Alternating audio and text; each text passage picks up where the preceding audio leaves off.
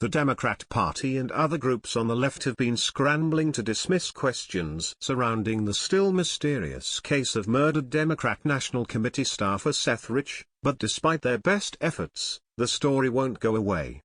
Now, one of the most respected investigative journalists in recent history is speaking out about Rich's death. And he just dropped a major bombshell that links the murdered NC staffer to the infamous WikiLeaks emails. Seymour Hershey's no small-time reporter, and he's certainly no right-wing talking head. The renowned journalist and author is the person who exposed the My Lai massacre during the Vietnam War and the Abu Ghraib prison scandal, and he received a Pulitzer Prize for international reporting along the way. Like a moth to a flame, the veteran reporter was drawn to the Seth Rich story, and Hersh began investigating it using his well-honed skills and contacts. An audio recording of Hersh discussing the Rich case has been obtained by several media outlets, including Big League Politics and American Thinker. In it, he provides some damning observations about top American intelligence officials, and the possibility they haven't been telling the whole truth about the affair. The Pulitzer-winning journalist explained that FBI documents prove that Seth Rich contacted WikiLeaks not long before he was murdered, and provided sample emails from the Democratic National Committee to WikiLeaks to prove he had something solid to offer. What the report says is that sometime in late spring, Rich makes contact with WikiLeaks. That's in his computer, Hersh said, citing an FBI report about the case. The long-respected journalist said it was a fact that Seth Rich had access to the DNC emails, and provided some of them to WikiLeaks to prove that he was serious. All I know is that he offered a sample, an extensive sample, I'm sure dozens of emails, and said I want money. Later, WikiLeaks did get the password.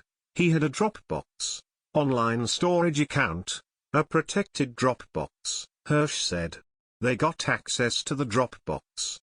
Hersh also hinted that Rich may have known that sharing the now infamous Democrat emails would put a target on his back. The word was passed, according to the NSA report. He also shared this Dropbox with a couple of friends, so that if anything happens to me it's not going to solve your problems, Hersh explained. WikiLeaks got access before he was killed.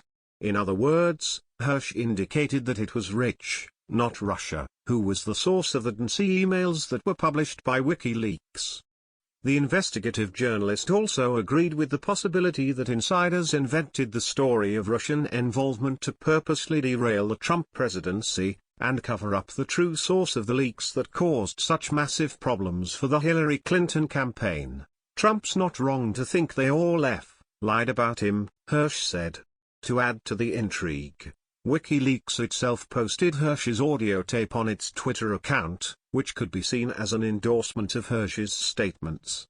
If Hersh is right, and he often is, then it seems extremely unlikely that Rich's murder was the isolated incident some authorities are claiming. With so much unknown, anything is possible, of course. However, it's undeniable that at least some signs point to the strong possibility that somebody found out that the staffer was leaking incriminating emails from the Democrat Party, and took deadly action to silence him. The American people deserve to know the truth. One piece at a time. The official narrative is unraveling.